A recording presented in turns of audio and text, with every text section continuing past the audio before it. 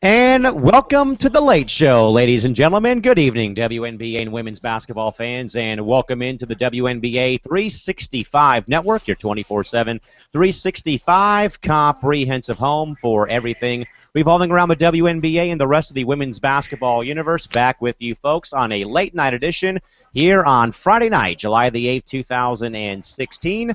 Joined tonight, folks, here on this late night edition of the program by Eric Nemchok from today's Fast Break in Elmhurst, Illinois, and Crystal Thomas from Los Angeles, California. Cal McClure joining you folks here from Studio 171 in San Diego on episode number 294, 6 shows away from the 300 mark. We'll have a big 300th episode show for you folks. Remember that time and date does come. But Eric and KT, good to see you guys tonight. Thanks for joining us on the late night program. How's it going tonight?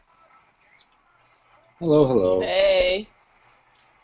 And like always, folks, Facebook, Twitter, and the live chat box are wide open with open arms for you folks. So hit us up on our Facebook page over at facebook.com/WNBA365, or hit us up on Twitter. It's at WNBA365, at Calamac3, at Pup1010, or at NimChalkE with the hashtag WNBA365. Or if you're viewing us live tonight, hit up the live chat box. We'll get to your comments about the program or about anything in regards to the games tonight in the WNBA when we have a break in the action. All right, KT and Eric, 4 games on the schedule tonight in the WNBA for this Friday night. First off, Atlanta and Washington goes to OT, and the Dream get by Dallas tonight, 95-90, a final score. Final box for the Dallas Wings, Karima Christmas with 18 points. Glory Johnson, 16 points, left the game due to a toe injury. Skylar Diggins with 15 points. Courtney Paris with 13. Odyssey Sims with 11. Ariel Powers with 8. Jordan Hooper with 5. Teresa Plaisance with 4. Brianna Kessel and Aaron Phillips, no points and limited minutes played. Ruth Hamblin, DNP, coach's decision. Lynette Pearson still out due to WNBA concussion protocol. For the Atlanta Dream, they got 27 points each from both Tip Hayes and Angel McCautry. Lasia Clarendon with 12, and Sancho Little and Elizabeth Williams both with 10 each. Bria Holmes with 7, Carla Cortijo with 2. Rashawn Gray and Mattia Ajivon, no points, limited minutes played. Tonight, Markeisha Gatling, Rachel Holloway, Megan Simmons, all DNP's coaches' decisions tonight. The game played from the Phillips Arena in downtown Atlanta, Georgia. Time of the game, the attendance tonight was 6,745. Time of the game, 2 hours and 19 minutes. The officials were Eric Bruton, Billy Smith, and Kurt Walker. 2 techs on Dallas and 1 tech issued on Atlanta. 19 times the lead changed, and 9 times the game was tied in this one. And right now, guys, currently under review right now for the WNBA League office is the 7th potential WNBA triple-double for a team. As of right now, as it stands, Angel McCautry will be getting the 7th WNBA triple-double in league history with 27 points, 10 rebounds, and 10 assists. But however, though, 2 assists, though, are currently under league review at this point in time. So, Crystal, starting out with Dallas tonight. Now, I know that I believe everybody but you had picked Atlanta to win this game, and in regards, though, with how Dallas has played, though, they really have, since a few games, they really have turned it on at a very good point in time. But I guess, Crystal, again, you see the Wings kind of scuffle towards the end. Again, they fall in overtime by 5 to a very good and still thriving Atlanta team. But what's your overall thoughts on the game tonight between the Wings and Dream? I just figured, you can tell though these teams, they match up pretty well. These are both 2 teams that are going to go hard no matter what the score is, no matter what the time is, and you like to see basketball like that. It's good, hard, no basketball, and it's good basketball. I like games that are very competitive. I hate looking at blowouts sometimes, depending on who it is, and I think these 2 teams, you just tell that they're really fighting for those spots, and one of these teams, maybe they actually might end up playing each other for the playoffs. Who knows? But they're really taking this new playoff format seriously, and they're not giving up. And I just knew it was going to be a really good game. Eric, and I think Crystal's onto something, though, is I believe, though, and I agree that both teams, specifically Dallas and Atlanta, really do match up well. And again, Dallas, again, they really they've shown some improvement, I guess, from a bit of a rough start after Diggins was out for a bit and kind of got back on course. And then, of course, they lose Lynette Pearson due to a minor concussion, and she's going through league protocol, of course. But again, Eric, I guess overall final observation from the entire game in your mind, again, seeing Atlanta win this game in overtime. Well, obviously being in overtime, it was a very close game, as usual when you see teams play.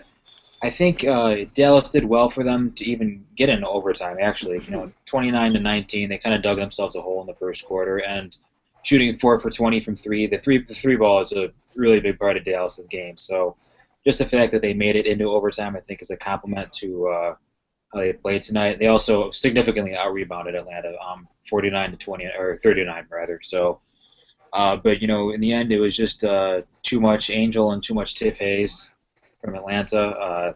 They played some really heavy minutes, but they Hmm. came through. They did what they did best. They penetrated, they attacked the hoop, and Dallas's defense couldn't stop them. So props to Atlanta. From a chat box, passing along a shout out from one of our good viewers, Christy Wilson, who just wanted to say hi, everyone. And again, Christy, thank you for joining us, and good to see you here in the chat box and also viewing us live here tonight on the WNBA 365 network. So, Crystal, now going to Atlanta. Now, again, Angel McCoughtry, again, as of right now, does have her triple-double, but again, according to a couple sources, the league is going to be reviewing 2 assists for Angel that could perhaps deny her that triple-double. But either way, though, Crystal, I mean, they get 27 points out of both McCoughtry and Tiffany Hayes, the 2 players that have really been, the engine behind of why Atlanta has had, a very surprising start to the first half of the season. So, Crystal, in your mind, how important, I guess, was the combined effort of McCoughtry and Hayes to lift Atlanta to a victory in OT tonight in your mind? Well, from what I'm seeing, they're looking at Brittany Griner's triple double, not Angel McCoughtry's. They're trying to see if Brittany Griner has really had a triple double or not. But um, we've Angel McCoughtry. She's I don't know if she made the top 20 list. I don't remember seeing her name up there, but she played like she should be on that list tonight. Angel McCoughtry's always been a key piece for Atlanta. Atlanta just always needed that extra piece to get over the hump, and I think they finally may have one. I mean, you have to look at the rookie E. Williams. I mean, E. Williams was very productive tonight as well. She had 10 points for 10 points for them, as well. Sorry, as well as Tiffany Hayes and Angel McCoughtry both dropped 27. So when you get production like that from Atlanta, I mean, no wonder they're winning games like that. Well, no wonder they can win games like this. I mean, Atlanta's a very Atlanta's a very on and off team. I mean, when they're on, they're on. I mean, when they go on streaks, they're very hard to stop. They can be very annoying. They can be very irritating. But when they're off, it's pretty easy to beat them, and it's pretty easy to pretty much outplay them when they're not engaged. But I mean, Atlanta today, they're playing like they want to make the playoffs. They're playing like they want a spot. They're playing like they, possibly want to play the Wings again in the playoffs. We never know with this new format, but Atlanta just played an awesome game today. Now, Eric, I'm not a math major, and math was not my strong core subject in middle school or high school. I'm just going to take a guesstimation that McCoughtry and Hayes combined to have 57 of the 95 points today for Atlanta's offense again. And again, like I said, these have been the 2, I wouldn't say, okay, they probably are the 2 most consistent players for Atlanta tonight. But again, as you said, though, as well, playing a heavy set of minutes in 36 minutes for McCoughtry and change, 36:49 for Hayes. But again, they both really, they were in sync, and again, they really played well in this case. And again, I think if there's no McCoughtry or Hayes playing this way for Atlanta, they're nowhere at the record that they're at right now, either in the top half of the Eastern Conference or even in the top half of the league right now. Mm-hmm. Eric, I guess a final takeaway, though, from the combined effort of both Hayes and McCoughtry to lift Atlanta to a victory tonight over Dallas and OT. Yeah, I mean, you're totally right on that. They're 2 workhorses on the perimeter, and they really, both their games really exemplify what the Dream want to do. They want to get out and run. They want to push. They want to attack the hoop. They want to get to the free throw line, and they're 2 of the best players at their position at doing all of those things. So when you have both of them playing like they did tonight, it's really a lot of fun to watch, and it's, as Crystal said, it's a real pain for opponents because it's so hard to keep both of them out of the paint at the same time and off the free throw line. So yeah, definitely. I think Michael Cooper said he wanted to play in the post more this year, and they have. Elizabeth Williams has been really good for them, but their bread and butter is still going to be attacking the paint with their wing players, and that will be the case as long as Angel and Tiffany are in Atlanta. And Crystal, one trend I wanted to kind of talk about real quick has been the rise of overtime games, specifically this year in the WNBA. I believe the Liberty has played in 5 or 6 OT games already. We've seen LA play one of those OT games in the Garden. But Crystal, I know that it's like I guess it's an extra incentive for the fans. It's a free extra period of basketball. But I guess Crystal, I mean, I don't recall seeing a WNBA season in recent memory that's had this many OT games in just the first half of a season. There's still another 17 games to be played. So Crystal, I guess overall thoughts and reaction to the rise of OT games so far in the WNBA, at least for the first half of a season. Well, one, the Twin season is living up to its hype, its expectation. A lot of people probably didn't think that, they didn't know what the Twin season would have in store. But, it also shows you that the competition is getting better. Every year we see a rise in competition, but this year with the overtimes and, the great games and the athleticism from these women, you could just tell the game is growing, and that's a good thing. That's what the WNBA needs. I mean, it's just been some amazing basketball that has been played this season, and I have not been disappointed yet. The only thing I've possibly have been disappointed is some of the officiating from these referees this season. But other than that, I mean, the WNBA's between the season and these overtimes, it's pretty much it's been a very exciting season.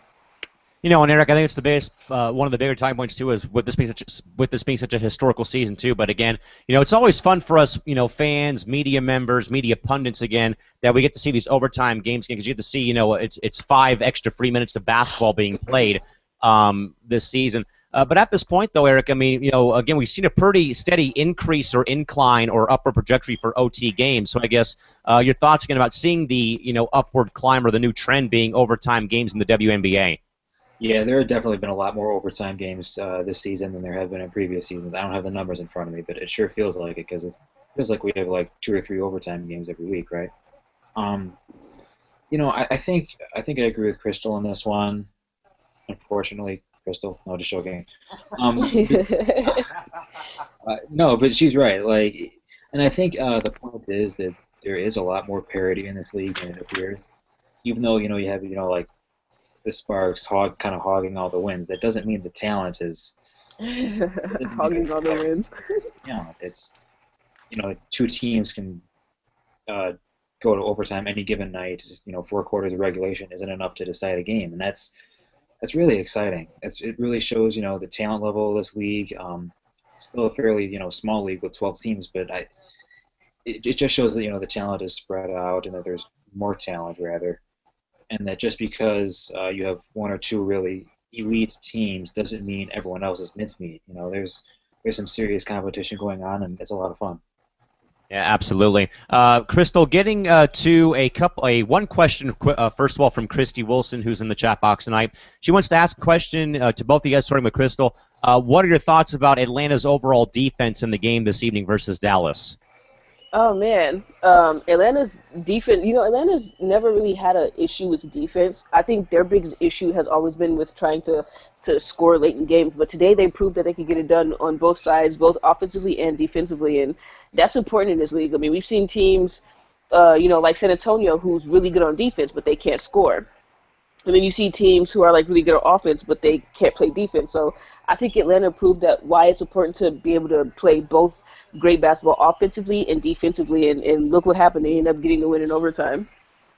And Eric, I think that part of it kind of comes though from playing under the Secretary of Defense, the great Showtime Laker Michael Cooper, of course, was a defensive pest for those Showtime Laker teams back in the 80s. But I guess, Eric, what are your thoughts about ATL's team defense in the game today versus Dallas?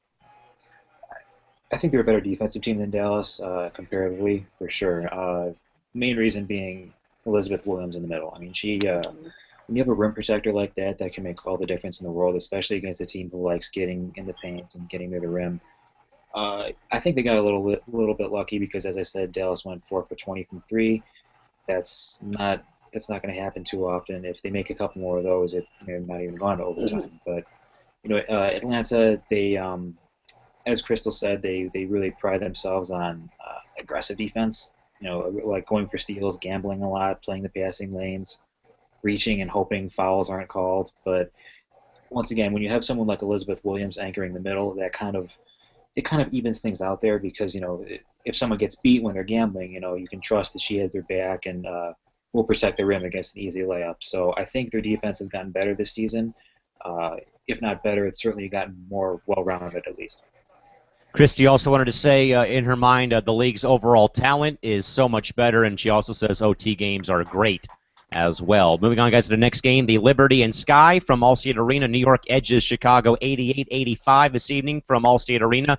And once again, there goes that woman again, Tina Charles, 29 points, Sugar Rogers with 21, and another major drop-off for the Liberty in the box score. Rebecca Allen with 9, Shavante Zealous with 8, Carolyn Swords with 6, Nisha Wright with 5, Swin Cash and Kia Stokes all with 4, and Brittany Boyd with 2. Amanda Zaliabi played 6 minutes tonight, no points. Adut Bolak and Shoni Schimmel, DNP, coach's decision. For the Chicago Sky, it was Allie Quigley off the bench, 29 points, Jamira Faulkner with 18, EDD with 14, Cappy Pondexter with 7, Tamara Young, Erica De Souza with 6 each, Cheyenne Parker with 3, Imani Boyette with 2. Courtney Vandersloot, no points in 9 minutes played. Jessica Breland, no points in 8 minutes played. Carissa Dos Santos, DNP, coach decision. Benijah Laney, DNP, ripped ACL, of course, done for the season. Game played tonight from the Allstate Arena in Rosemont, Illinois. The attendance tonight, 5,633, including our good pal Eric Nemchuk, one of those 5,000 plus in the building tonight. Time of the game, 2 hours flat this evening. The officials were Sue Block, Tiara Cruz, and Tony Dawkins. No text in the game, 5 times the lead change, and 6 times the game was tied. And again, Crystal, as we said, I think that all of us last night picked the Liberty to win this game on the road. And again, Tina Charles has another monster game. I'm a broken record saying about talking about Tina Charles because she's just been that dominant, pretty much all season long. Again, that's why she's won 5 Player of the Week awards already. And then her and Sugar Rogers have become a two-headed monster for this Liberty team so far. So I guess, Crystal, final thoughts on the Liberty at least so far in your mind against seeing TC once again light up another opponent tonight. I mean, the New York Liberty have just been on a tear lately, and I kind of figured that was going to happen once they got help for Tina Charles. I mean, Tina Charles still, she still has been on her own, but now Sugar Rogers is involved. But, it's still going to take more than just a two-headed monster from them if they want to go deep into this playoffs. I mean, we've always talked about Tina Charles and burnout, and we've seen it last year. We saw it the year before. Hopefully this year, something, especially, maybe, let me get this right, Kia Stokes, and hopefully Zowie B could step in for her because those are the two post players on the team along with Sword. So hopefully they could get more production out of them so they can rest Tina Charles going down the stretch a little bit because, I mean, as it stands right now, she is the MVP. I mean, she's just been playing some of her best basketball, and they need that for New York. But the thing is how long can New York and Tina Charles keep it up? And that's the only issue and the main concern for New York is how long can Tina Charles play great basketball for? And Eric, I'm sure we'll get to that MVP debate. I know that you'll probably be writing articles about that during the Olympic break about, the race for MVP as well, again, through 8 weeks of the season. But again, Eric, I've become a broken record here in regards to this, talking about, again, of how Tina Charles has really blossomed this year specifically. Even last year, but I think even this year, but she's really has, really come into her own. And again, by far, front runner for MVP again, has another 29-point game again, and just continues to be a thorn in the side of every team she's played against so far this season. So I guess, Eric, since you were there and saw this game in person, I guess, give us your overall rundown about seeing TC play in person tonight and just seeing her, again, swallow up another opponent tonight down low. She's amazing. I definitely agree that she's improved by leaps and bounds. She won the MVP award in 2012, but she is such a much better player than she was then. It's not even close. I think now, towards the end of last season and especially this season, we're starting to see what she has been hyped up as all along. What she should be, she's reaching her full potential. Let's put it that way. Because she's going to be facing double teams every time she touches the ball on the low block because there's nothing you can do. She's so incredibly skilled in the low post. She's got, in my opinion, the most diverse low post game in the WNBA. She can finish with either hand. She's got the hook shot. She's got the runner. She's got the step back jumper. It's really a lot of fun to watch. She plays the glass. Her footwork is great. There's really nothing in the low post that she cannot do. And then when obviously she's going to be drawing double teams, but in the past she'd kind of whenever she'd get resistance, she'd kind of step out and take a lot of mid-range jumpers, and people were saying, why do you have so much skill in the post? Just stay in the post. And yeah, that was true. But now she's, staying down there and finding teammates. The Liberty doing a great job of opening up cuts for her. She's finding those cutters. She's averaging, I don't know how many assists, but she's up there. I think she's the league's leading assister for a forward, if I'm not mistaken. If not, she's up there. Um, but she's become very willing. She's extended her range, and I think she's got that dominant mindset now where she knows nobody can guard her one-on-one. We saw that tonight. Elena Deladon got in foul trouble trying to guard her. They've tried putting Jessica Breland on her, didn't work. She just takes basically everybody, and she knows that she can win any one-on-one matchup in the post. And I think the confidence is key for her. She's obviously got a lot more trust in her teammates, and she's got the trust of her coach, Bill Lambier, to make the right play every single time she catches the ball, which is why, yeah, she's definitely a bona fide MVP candidate. Eric, we'll stay with you as we go now to the Sky again, who, again, kind of had this was pretty much a heartbreaker and losing by 3, 88-85. But again, it wasn't Deladon or Pondexter. It was Allie Quigley off the bench doing all what she could do to keep the team in the game, along with Jamira Faulkner. Quigley with 29 points. Faulkner with 18, as you said. Elena Deladon with the foul trouble at 14 points. Cappy with 7. So, Eric, again, another night I think that the Sky probably won a mulligan for, just another, looked like a pretty rough night again. Did make, I guess did shoot, pretty poor. I'd probably say 44% from the field, made 7 of 13 from beyond the arc, and shot 80% from the field. But Eric, I guess what went wrong though for Chicago tonight on home court versus the Liberty in your mind? What went wrong? Well, as I said, once again, EDD got in foul trouble defending Tina Charles. She wasn't able to play that many minutes. Actually, it was pretty interesting. If you look at the box score, I was there, so I kind of knew what happened. But if you look at the box score, those who weren't there, if you look at the plus-minus values for all the players, it was the Chicago bench that actually got them back into this game. They went with a very interesting lineup in the third and fourth quarters with Jamira Faulkner, Allie Quigley, Imani Boyette, Cheyenne Parker, and some of Tamara Young. And that was a lineup that actually got them back in the game, strangely enough. Obviously, part of it was without Tina Charles being on the floor, which is considerable. It's significant. But even so, it was kind of interesting because Chicago's bench, with not a lot of dynamic scorers aside from Allie Quigley, but they were able to get the job done, it was very interesting. With ED out, struggling, Cappy Pondexter was benched for like the entire second half, I think. But it was, and Courtney Vandersloot obviously limited by that ankle injury that she suffered in Minnesota. Other than that, but at the end of the day, it just wasn't enough. New York just had more talents. They played harder.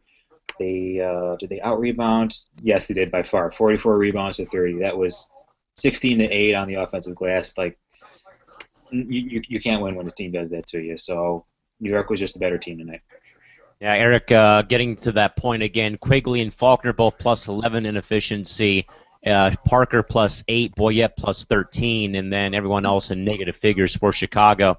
But Crystal, I guess in your mind again, as Eric brought up those, well, again, bad night at the office, rebounding the ball for Chicago, some shots not falling, but again, there was the bench more so getting them back in the game, though, towards the end again, as Eric alluded to. But I guess what are your thoughts, though, again, about seeing Chicago go down to the Liberty this evening in Rosemont? I mean, that's just that's the kind of season it's been for Chicago. It's been kind of up and down, more down than up. I would have loved to see Chicago probably doing a little bit better, but I mean, there's still a chance for them. And I know Eric is probably sad, but there's still a chance, Eric. Chicago still has a chance, but yeah, me and Eric talked about it.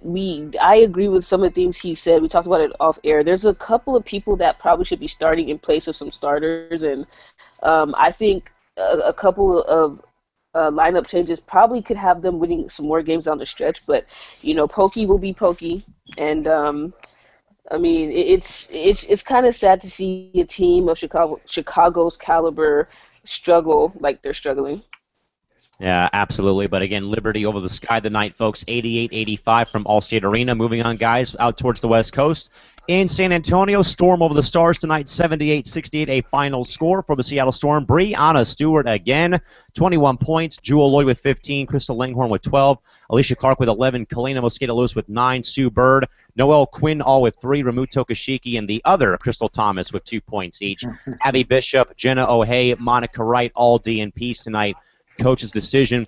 For the San Antonio Stars, Mariah Jefferson once again 16 points. Haley Peters with 15. Mo Curry and Kayla Alexander all with 10. Derica Hamby with 9. Sydney Colson with 6. And Alex Montgomery with 2. Jana Pell-Marinelli, Jasmine Gwathway, and Astu Nador, no points in their limited action tonight. Blake Diedrich, coach decision, DNP. Kayla McBride, dump of the year, fractured foot, also a DNP. The game played tonight from the AT&T Center in San Antonio, Texas. Total attendance tonight, 8,955. Time of the game, an hour and 41 minutes. The officials tonight were Maj Forsberg, Daryl Humphrey, and Katie Lukanich, the 3 refs tonight. No text in the game. 4 times the lead changed, and 5 times the game was tied this evening. And again, Crystal, starting with you on this one again. So, again, the 2 young studs for the Storm, that is both Stewie and Jewel Lloyd again, leading the way with a combined total of 36 points for Seattle. Again, and had some other good production from Langhorne and also from Clark. Sue Bird, rough end of the office for her, had 3 points, but in the end, though, again, Seattle again showing why, though, Crystal, that they're ahead of schedule, in my opinion, for this rebuild. What are your thoughts on Seattle's victory over the Stars tonight in your mind? Well, before I get to that, I don't understand why you would sign someone to a 10-day just to leave them on the bench. But when we get to San Antonio, I will definitely get to that half. But yeah, like you said, Seattle's young stars in Joel Lloyd and Brianna Stewart, I mean, they're really the future of that team. And yes, I agree, they are ahead of schedule with their rebuild. I mean, I give Seattle, probably about 2 to 3 more years before they're going to start making their rounds again and start being a team that could be up top with the Minnesotas and the LAs of the world. But, I mean, they just play really good basketball. There's something about watching this young Seattle team play, even though they're not racking up as many wins as we would like to see them. They're still a very, very, very fun team to watch. I mean, I don't think I've seen a boring Seattle game this season yet. And, I mean, they just, their effort that they put out day in and day out, I mean, that's as a Seattle fan, you have to love it. And they have something special. And I think, yes, Brianna Stewart is in the running for Rookie of the Year, but, I have a feeling that even though she's on the opposite team, I have a feeling Mo Jeff and Ariel Powers are right there with her. But this Seattle team is going to be very fun to watch in the future. Yeah, Eric, and I know that at the start of the season you had pretty much said that they are ahead of schedule with the rebuild, and it's really showing off again of how you're seeing that cohesiveness and that chemistry between Lloyd and Stewart, and then even with Sue Bird still mentoring the young kids, that they really are showing that the future for Seattle is going to be bright, and they're going to be back on top or back in the mix in within the next maybe year or 2 at most. But I guess, Eric, overall thoughts on seeing the Storm win tonight over the Stars in San Antonio? Well, I think right now the Stars, they just don't have enough. Not only are they really young, they're not really that deep. You have players who may or may not be WNBA caliber that we still have yet to determine that. They just have, like, when you have a player like Brianna Stewart, that basically automatically makes you a favorite. It's even though she's just a rookie. I mean, she's already an impossible matchup one-on-one. The Stars, they don't have a lot of size. They don't have a lot of athleticism. They basically need to execute a perfect game in order to win. And as I said before, Dan Hughes, he plays very deliberately. That's just how they like to play, which is fine. But if you mess up a few possessions, then you pretty much automatically put yourself in the hole like that. And it's not a knock on the team. It's just they're not there yet. Whereas Seattle, Seattle, I'm not really that high on either right now because I think they're really lacking in depth. Once again, you look at the plus-minus. San Antonio's bench played a lot better than Seattle's, but of course, the starters got owned because they had to go up against Brianna Stewart, Joel Lloyd, and Crystal Langhorne, and what have you. So, I think this is kind of an interesting matchup because it's 2 rebuilding teams. One is just ahead of the other right now, and one got a heck of a lot luckier in the draft lottery than the other. I'll just put it that way. I mean, let's be real. Yeah. Like, San Antonio really could have used Brianna Stewart. Yeah, no, absolutely with that. And now as we do now go to the Stars, Crystal, again, kind of alluding to Blake Diedrich being signed to the 7-day contract, but again has not really played a whole lot of time, really, I should say, has played no minutes so far this entire week for the Stars. And again, Mo Jeff again showing again that regardless if it's going to be a perfect season or a terrible season, she's going to go out there and play her tail off again. 16 points tonight in 35 minutes and change tonight. Again, Mo Curry has a good game. Hamby has a bit of a off night. Jana Marinelli minus 22. Yikes. In plus-minus efficiency in her 14 minutes played. So I guess Crystal, again, now as we said last night, though, without them having, again, perhaps the injury to McBride a little bit blown out of proportion, but again, I feel they were very exposed, I think, in some capacity this evening. And again, they've been pretty exposed all season, but tonight was like a worst-case scenario showing, I guess. But overall thoughts, so again, about seeing the Stars tonight in your mind, dropping this one to the Storm in your mind. I mean, right now, without Kayla McBride, San Antonio's a very vulnerable team. I mean, they're like a teenage girl who just got dumped by her first boyfriend, and she doesn't know exactly how to take it, so she's vulnerable. She just wants anything to help. And right now, San Antonio could use pretty much anything to help. But, like Eric said, I mean, with Dan Hughes being there and his coaching style, I'm not sure they have much that they can honestly do. So I think they're going to really, after he's done, I think Ruth Riley's really going to have to buckle down and figure out what direction the team wants to go. And like you said, for Jane Appel to be minus 22, that's not a very good look on Jane Appel's part. I wouldn't be surprised if they made some changes to Jane Appel in that position as a whole, because that's something that San Antonio really lacks. They kind of lack consistent, good post play, and all these guards, I'm not sure San Antonio knows what they're trying to do. I think they're trying to figure out what guard they want to keep for the future.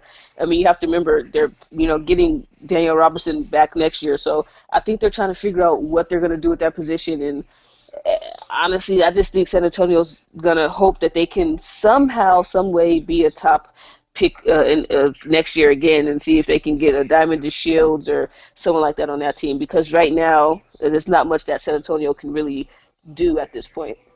Yeah, Eric, and I think, though, with them having their two big guns, both Robinson and now McBride, done for the year is what we've heard again. And again, they signed Blake Diedrich to a 7-day contract and have not used her at all. She's been on the bench all so far for the entire week, that length of the contract, I guess.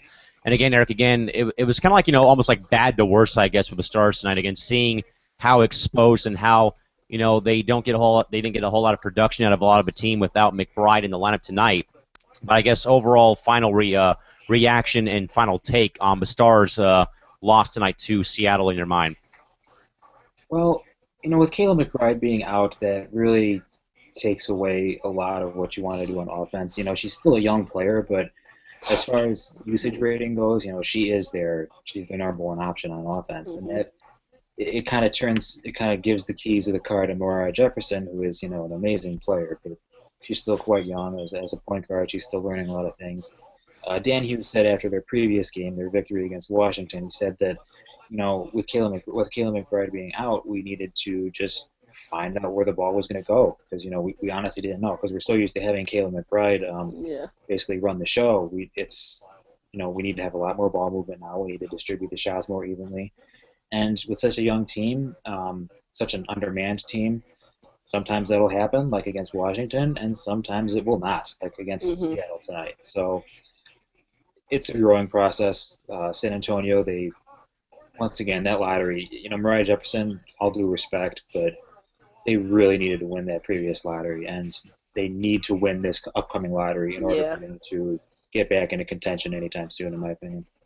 Yeah, definitely growing pains and changes in San Antonio coming up. But again, Storm over the Stars, 78-68, a final score from the phone booth, AT&T Center in San Antonio, Texas. Last game for the night, guys. Fever and Mercury. It was a pretty sloppy game on both ends, but in the end, Indiana thumping Phoenix tonight, 78-60 this evening. Final box for the Indiana Fever. It is both Orlando Larkins and Brianne January with 13 points each. Tiff Mitchell with 12 points, continuing her hot play as of late. Lynetta Kaiser with 10. Tamika Catchings has 9, along with Erica Wheeler also with 9. Devereaux Peters with 6. Shanice Johnson, Natalie Achanwa, and Jeanette Poland with 2 each. Marissa Coleman, no points in 4 minutes played. Maggie Lucas, again, done for the year, torn ACL. For the Phoenix Mercury, it is both Diana Taurasi and Kelsey Bone with 13 points each.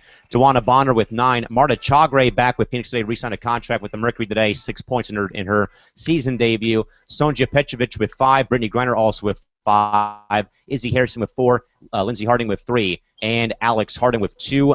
Candice Dupree held scoreless tonight in 17 minutes played. Misty Bass also scoreless in 10 minutes played. Penny Taylor, again, another DNP. Some reports to get to PT after this game recap. The game played from the Purple Palace, Talking Stick Resort Arena in downtown PHX of Phoenix, Arizona. Total attendance tonight, 10,371. Time of the game, 1 hour and 47 minutes. The officials were Tom Nunez, Natalie Segot, and Jeff Smith. No text in the game, 5 lead changes, and 3 times the game was tied. And, Crystal, I told you this off air, but Phoenix was flat out embarrassed on their home floor tonight, having scored 10 points in both the second and third and giving up a 30-point spot to the Fever in the third quarter. After that third quarter, was all Indiana for the remainder of the game. And again, not a very strong game for either team in the box score. Again, a game high for everybody was 13 points. And it was 4 players on both teams, 2 each, that both had 13 points to lead the way. So a very, very sloppy, slow death type of game you saw tonight, dumpster fire game, if that. But I guess, Crystal, overall thoughts on the Fever's road win in TSRA tonight in Phoenix? I mean, a win is a win, and Indiana pulled it off, but I'm not sure if this win gives Indiana much validation, especially since Phoenix has struggled and Indiana is struggling themselves. And as I'm looking here, it seems like players like Coleman didn't take a shot at all. I think we've seen how Coleman's been playing. I think mentally something is wrong. I think her confidence is lost, but that's unlike Coleman. Last year Coleman was averaging, I think, about I want to say 9-10 points a game, and those are a huge 9 to 10 points, and they could have really used those 9 to 10 points a day. And I mean, they got the win, a pretty decent win, but overall this game was a pretty sloppy game. I mean, there was a lid on the basket for most of the game. No team could hit any shot. They couldn't hit water from a boat.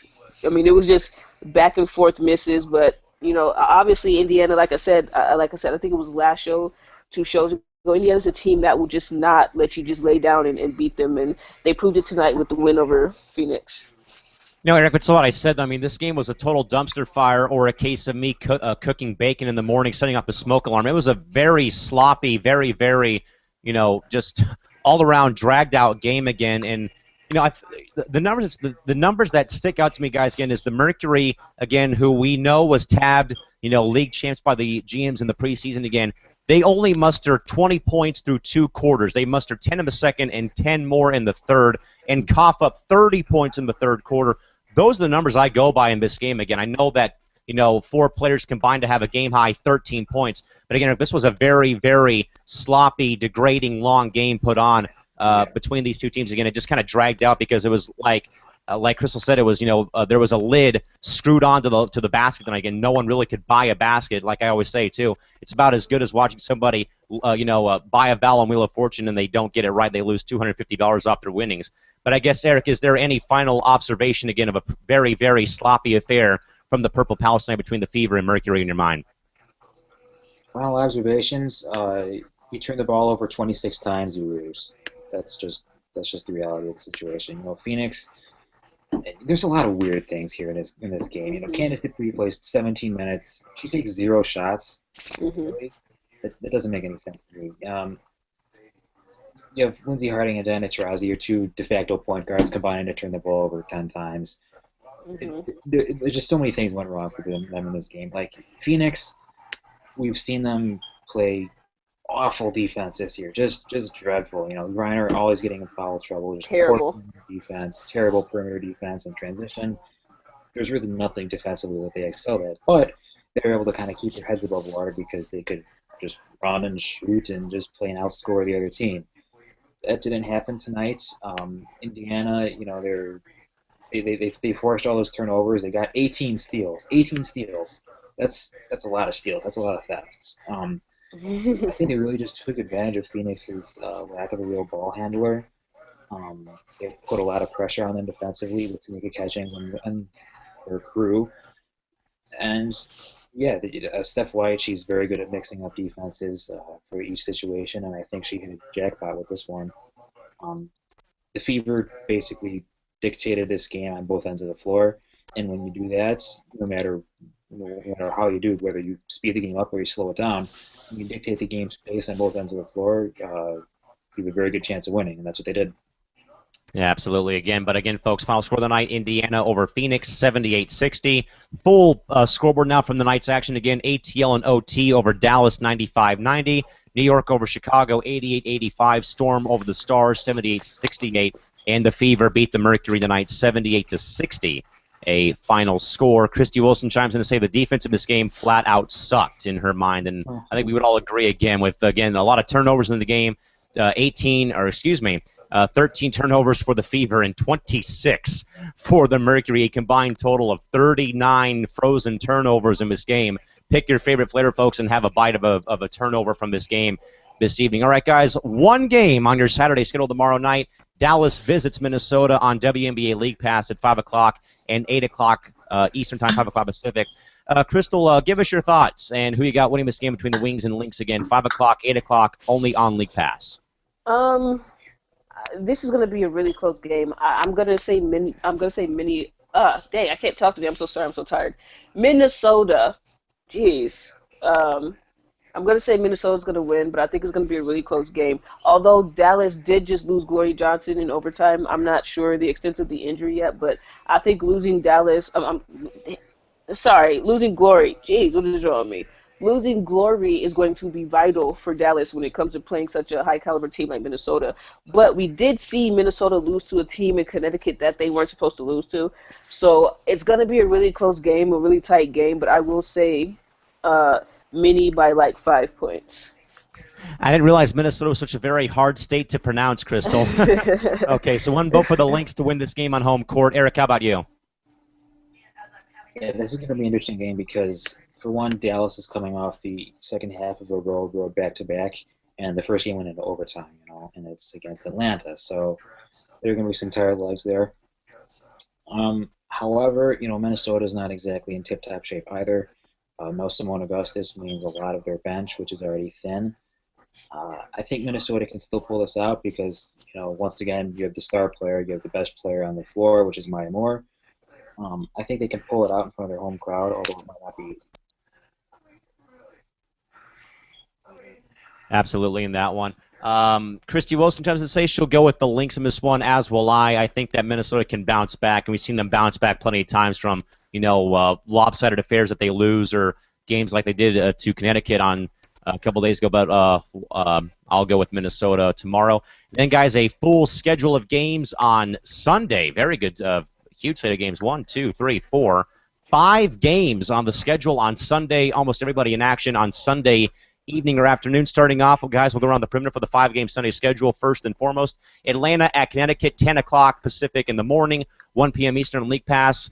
Crystal, who you got, ATL or Connecticut? Wait, do you mean Saturday? Today's Saturday. Oh, crap. Okay, I'm sorry. You're right. I'm sorry. I'm tired. Forgive me.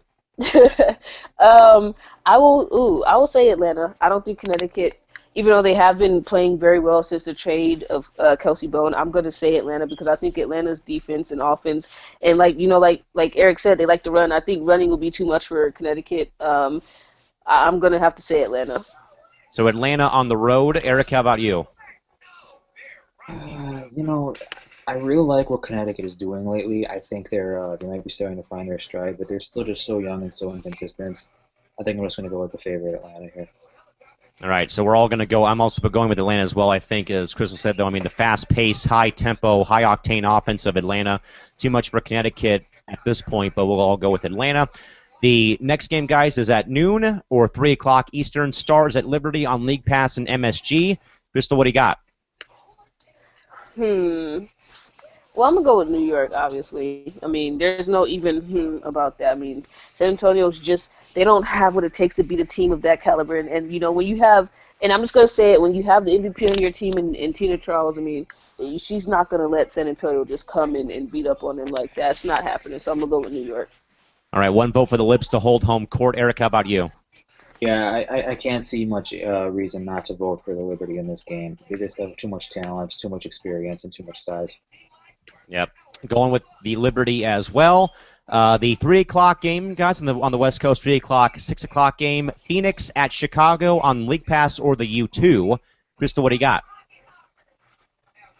It was Phoenix versus who? It kind of cut out. Chicago. Oh, I'm going with Chicago on this one.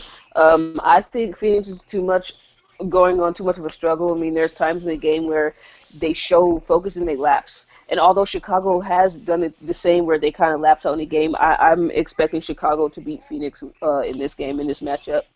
One vote for the Sky to hold home court. Eric, how about you? Let's see here. Yeah, I think I'll go with this guy in this game too. Phoenix is just playing really poor basketball. I think this guy have been pretty inconsistent, but I think this is a game where they can really take advantage of Phoenix's poor perimeter defense. So I'm going with this guy. In a game of very inconsistent teams, put an O in the tic-tac-toe board, guys. I agree 100% here in regards that, again, Phoenix has 26 turnovers in the game tonight. I mean, if that's not some type of anywhere close to a league record for team turnovers, then I'm not sure what is. But again, 26 turnovers. Everybody but one player that played tonight for Phoenix had at least one or more turnovers in this game. So Sky to hold home court. 4 o'clock, 7 o'clock game. Mystics visit Los Angeles on League Pass or Time Warner Cable Sportsnet and Time Warner Cable Deportes. Crystal, what do you got? You know I'm already going to go with my LA Sparks. I would go with Washington if they weren't playing LA Sparks because apparently my clone plays for that team, according to some of you guys. But I'm definitely going to go with LA. I don't think, even though Washington has beat, Minnesota, which is another top team in the league, I don't think Washington can use that potion on LA. All right, one vote for LA to win their 18th game in 19 tries. Eric, what do you think? Yeah, I agree. Once again, I think LA is just too talented and too big for the Mystics, who have been, again, up and down this season. They've been playing a lot better lately, but they match up with the Minnesota Lynx a lot better than they do the Los Angeles Sparks, in my opinion. So I got to go with the Sparks on this one. Yeah, I agree. I think LA's got more depth, and again, the post could be a big factor as well for LA with both with Agumake, Parker, and Lavender. Again, we've seen how they really have played. And Crystal, I will stay with this point though. But I think I've seen not just other players, but I think though that you're seeing Parker, Agumake, and Lavender. They are all flourishing now that Brian Agler finally broke them apart and not playing the three big lineup. Crystal, do you agree with that point? Perhaps. What do you think?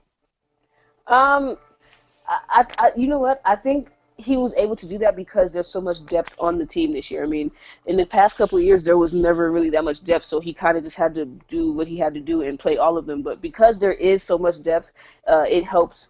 They don't have to play in the court at the same time anymore. And I think that's another reason why LA is so dominant with its stars when it comes to post play.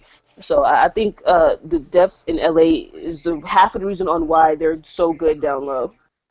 Eric, and I think though that's the right point though is Carol Ross, Penny Toller, Brian Angle the first season again.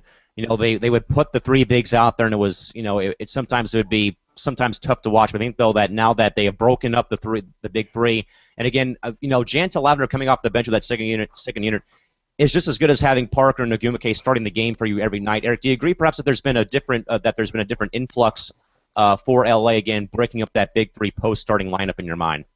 Yes and no. I agree with Crystal in that their depth is a big boon for them because they went out and got Chelsea Gray. Essence Carson has been good from the 3-point range. They can play smaller. They don't have to. They aren't kind of strong armed into playing the big the triple post lineup rather. Parker. I think if anything, I think Parker actually excels at the three because just because of her height and her vision and her passing ability, it's just a layup city. She just tosses it over the top to Mecca or Lavender, and it's almost an easy two every time. But you obviously run into floor spacing issues and pace issues when you do that. So they have had more versatility in their lineups. And also with bringing Lavender off the bench, he has the ability to kind of stagger his lineups. He can play Lavender with Parker. He can play her with Mecca. He can play her, with the rest of the bench. It just gives him more options, So I would agree with Crystal in that I think the main factor is their guard play and their guard depth this season. If they didn't trade for Chelsea Gray, or if they didn't sign Essence Carson, we might still be seeing Parker or the three of them in the starting lineup. But as luck would have it, they're actually running a traditional lineup now, and it's helping them. Thank goodness, because it's a little tough seeing 3 forwards and 2 guards and not seeing the 2-2-1 formation, I guess, for that one. But we all have Los Angeles late night game, guys, in some instances, but also 4 o'clock game. Indy at Seattle on League Pass or on Joe TV, the Fox affiliate up in Seattle. Crystal, what do you got? This is gonna be another close game. I ugh, I want to say Indiana, but my heart's telling me Seattle, so I'm gonna put a question mark behind Indiana, as I'm famously known for. I just think, like Eric talked about earlier, Seattle's a really young team, and they show flashes of what they can be. It's just, they're missing some things, and Indiana's just been struggling. And I just don't know if Indiana can take on this young team that of Joe Lloyd and Breanna Stewart. But I think it's gonna be a close one. I'm gonna say Indiana, but I'm not too confident about that pick. So Indy plus question mark. Eric, what do you got? Yeah, this is a tough pick. Indiana is a team that's searching right now. It reflects in their starting lineup. They're starting a different lineup basically every game now. They benched Coleman, they benched Shanice Johnson, and they brought Shanice Johnson back into the starting lineup. Lena Kaiser starting, Lena Kaiser coming off the bench. Tiffany Mitchell, Erica Wheeler, they don't know what they're doing with them. Although I shouldn't say they don't know what they're doing. Stephanie White is searching for something that will work. I have all the faith in the world in Stephanie White. I think she's an amazing coach. But their role players have really taken a step back this year, I think, which is kind of disappointing. But they do have the experience, as we saw tonight. Seattle, not much experience and not much depth. But I'll go with Indiana as well. Yeah, all three of 2.5, because Crystal's got a question mark, but Eric and I will go with Indy in this matchup.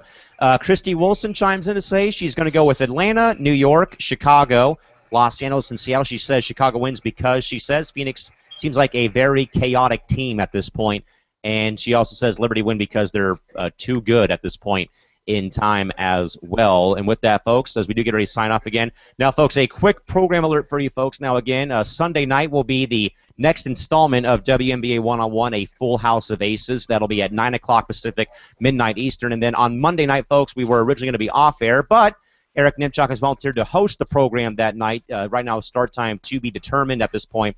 But Eric will be taking over at least, but I might pop my ugly head in here from the Home Run Derby in San Diego on Monday night. We will though still be off air on Tuesday due to the Major League Baseball All-Star Game. We will be back with you folks in full on Wednesday night back here.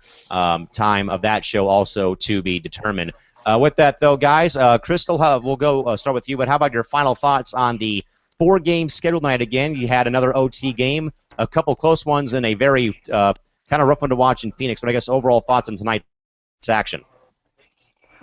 Just another great day in the WNBA for games. I mean, I honestly, I don't think the WNBA has disappointed this year yet. Like I said, the only thing that might be disappointing were the refs, but I mean, just it was overall just great basketball, and that's all you could really ask for.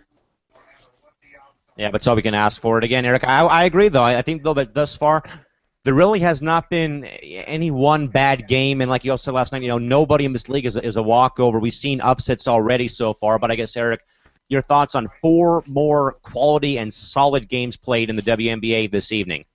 Yeah, I always love it when we have a booked schedule like this. It really makes it a lot of fun to catch up around what's going on in the league. Home sky loss is not so great. I'm not exactly getting the return on my investment so far, but I'll save my rant for another time for somebody who cares. Another fun night in the league. You can always tell it to us off air because we'll know that you'll listen to us. But again, folks, revisit the scoreboard tonight on the Friday night schedule. Again, Dream over the Wings in OT 95-90.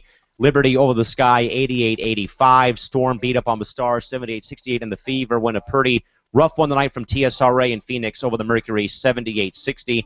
Your weekend scoreboard, folks, again, only one game on your Saturday schedule at 5 o'clock, Dallas at Minnesota. The game can be seen on League Pass.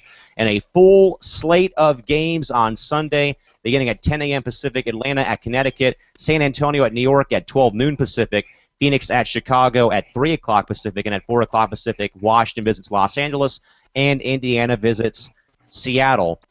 All those games can be seen on League Pass or local team stations. Again, folks, to reiterate once more, but again, we will be off air on Tuesday. As of right now, again, we will be here on Monday, but Eric Nimchok will be the man in charge, as again, I'll be away in San Diego. Of course, we do have the Major League Baseball All-Star Game in town this entire week, so Fan Fest started yesterday, and we'll be leading up all the way through the Major League Baseball All-Star Game on Tuesday here from Petco Park in San Diego. So I'll be attending the Home Run Derby on Monday night, and but may still pop in and say hi to you guys and probably show you the Home Run Derby live.